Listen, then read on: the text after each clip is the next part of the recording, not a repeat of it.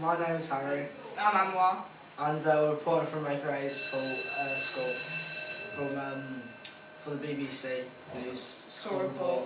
And we're going to be interviewing you today. And we'd like to ask you a few questions about Epic Arts and how you help the children. What do you do every day? My job here is special education programme consultant. So my day consists of supporting in lessons, helping with planning, curriculum ideas, and helping to bring in new students to the special education programme. What do you like the best there? Probably the sunshine. It's very, very hot, unlike I'm sure it is in Lichfield. But the pace of work is very exciting, and people love new ideas, and it's very creative. So I would probably say the creativity is what I enjoy the most. How many children are there? On the special education programme that I work on, we have 2 classes. Peace class are young students, and there are 8 in class, and independent class are older students, and we also have 8, but with possible 2 new students coming in soon, so we'll be up to 10. What activities are there on offer for the young children? The Peace class do a lot of creative based education, so we do a lot of art, dance and drama, but alongside that they learn independent skills, so taking care of themselves, basic hygiene, life skills. And the same with the independent class, a lot of creative learning, but their independent skills are more geared to their age, so work experience and cooking, cleaning, day-to-day activities you do around the house. How do the students cope with their disabilities? Amazingly well. A lot of the time, the special education programme isn't the only programme that runs here. We also have an inclusive arts course, which is many art forms taught to students with or without disabilities. And we have a performance team. The performance team travel all around Cambodia doing dance performances, and the dance company are actually in fact deaf. You would never know it. They're incredible dancers, they move in time to the music. And when you're here, you almost forget that people have a disability, because they go about their daily lives and they just get on with it, which is amazing. In the dance group, which one is your personal favourite? Oh, tricky question. They've all got very, very different skills, so I think it would be difficult to say I have a favourite. So yeah, that's a tricky one. I'm going to say all of them. What support do the facilities get? In terms of funding, in terms of money, or in Funding. funding, we have lots of overseas companies that fund us. A lot of healthcare companies fund us, but we are currently trying to be self-sustainable. So we're currently trying to make our own money. We have a cafe that's run by, mainly run by disabled staff, so that we can bring in money from tourists to keep us running here. What is the place you are living at like? I'm in an apartment house, which is very nice, and it has hot water, which is a privilege here in Cambodia. It's very rare. Not many people have hot running water, so I consider myself very lucky. Do you have any favourites? Oh, again, always a tricky question. Yeah, usually the ones that don't do as they're told. But no, overall, they're all great to work with, and they've all got different personalities, which is what makes it fun. And I'm very fortunate that I get to work with all of the children on different activities, so you get to know them very well, which is nice. Why did you go out there? To challenge myself really and try a new experience. I'm a fan of travelling. I like seeing the world, and disability is something I did in the UK. That was my job back at home. And I volunteered here in the summer for a month and just found the charity to be amazing. And and then they offered me a job, so I took it. How did you hear about the charity?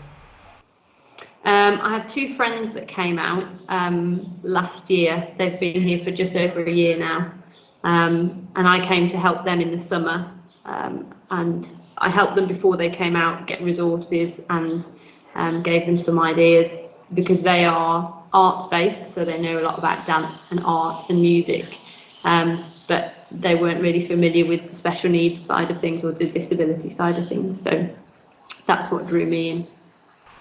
Do you try to give the students a normal life?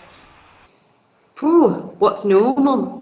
Yeah, I would say on a day-to-day basis they have as normal a life as me and you do. Some crazy days, some pretty average days. But yeah, it's about providing a level of education for them, and trying to make that as fun and inclusive as possible, giving them a safe place where they're accepted. Because disability on the whole here in Cambodia isn't really accepted or isn't understood. So we give them a safe environment where they are accepted. What inspired the founders of this charity? I think one of the founders, her father had a disability, but he was a very successful lawyer in the UK, and I think she never saw her father as having a disability, because he was so successful and had an amazing career and lived his life to the full. So she wanted to provide that for people that perhaps don't have the opportunity that we do in the UK. How long has the charity been going for? All in all, since 2003, so 11 years. It started off as a very small organisation, and then grew, and then they got funding to build the centre we're in now, which has 2 special needs classrooms, a dance area, an art classroom, and also offices for the staff to work in. How long have you been working in this charity? I've been here just over 2 months now, so yeah, still a newbie. Do the students have to Do chores? So they have to do chores. The students that are on the Inclusive Arts course, which are older students, as I said before, with or without disabilities, we provide a house for them. They have a student house that's all been adapted for their disabilities, and that is maintained and kept by them. So they have to do their own cooking and washing and keeping it tidy. So they have chores to do. Here on the special education programme, we have a gardening programme, so we look after the Epic Garden. We've recently had chickens, so we have to take care of the chickens, and then general chores in and around the classroom, teaching them to tidy up after themselves and things like that. Are there places provided for the young people to live? Yes. Oh, I just answered that one, didn't I? Yeah. Yeah, we have a student house linked to the arts course. But our children on the special education programme all live with their families in the community. What are your jobs with the charity? My job as a special education programme consultant is to work closely with the Cambodian staff, the teachers and the teaching assistants, to provide planning and working on curriculums and introducing themes and topics, but also to be a presence in the classroom, to work hands-on with the students, to provide support in the classrooms. Some of my job means me travelling around Cambodia to visit different special school settings, so that's quite interesting. I get to go and see other settings and see what they have, which is nice. How many hours a day do you work? I work from 8 in the morning until 12, and then we have a 2-hour lunch break, and then from 2 in the afternoon until 5 o'clock. But your hours, you often stay here later than 5 o'clock working. Sometimes we do events at the weekend. If we do performances or showcases, we work weekends. So it's they're very flexible with it. How is life for the children? The children on the special education programme, generally pretty good. They come from very poor families. so they have to deal with poverty at home and in the community. But it's something they've lived with, so they are more than happy. To me and you, it would be, you know, quite a poor way of living, and we would be quite surprised by it. But for them, they've never known any difference, and they cope with the little that they have. In terms of an education, we provide them the tools that they need to live a happy and fulfilled life, and just be safe and looked after. Do you do any hobbies with the children? Yeah, mainly arts based. So dance is something we introduce as a form of exercise, really, to get them to be creative and to get them to do a bit of exercise. Art is another one, drama, and they also really enjoy football. Football and volleyball is something that they enjoy. So yeah, sports is something I'd like to introduce a bit more for the special education programme. Have you learnt any skills over there? Yes, a lot. I've learnt a lot about myself, I think. Yeah, just a lot about making do, and resources here are very low. So with your school and with schools in the UK, you have lots of resources, so computers or pens, pencils, books, even very simple things like that. So I've learnt to think on my feet and to adapt, so that we have materials for our students to use. Yeah, and just how lucky you are, I think it teaches you that, if nothing else. Have you worked in any of the countries in Cambodia?